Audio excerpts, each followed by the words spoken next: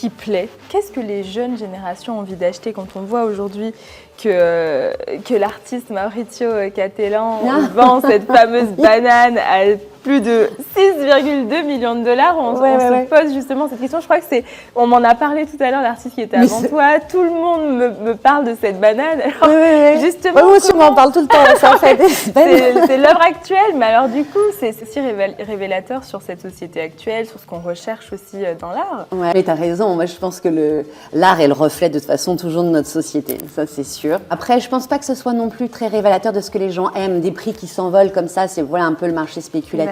Les médias, effectivement, adorent les artistes qui sont controversés. Maintenant, est-ce que c'est ce qu'ils apprécient le plus? Pas parce que ces prix s'envolent que c'est le plus apprécié. Je pense que c'est un peu plus l'authenticité, l'humain qu'il y a derrière. Et il y a une forme de spéculation dégressive dans le marché de l'art. Les cotes montent doucement, c'est ce qu'il y a de mieux, intelligemment, mais on n'est pas à l'abri.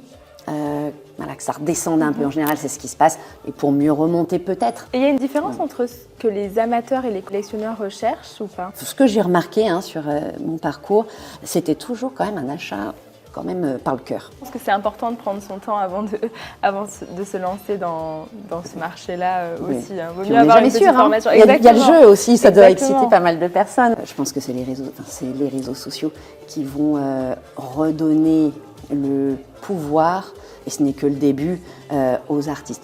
À d'autres corps de métier aussi, des artistes qui n'appartiennent pas à ce monde élitiste, qui ne peuvent pas être, par exemple, si on parle de la France, sur Paris, parce que malheureusement c'est quasiment que sur Paris, ils peuvent avoir une visibilité, être suivis et du coup pouvoir faire des partenariats avec galeristes et autres derrière. Je pense que ça va être transcendant les 10 prochaines années. C'est vrai.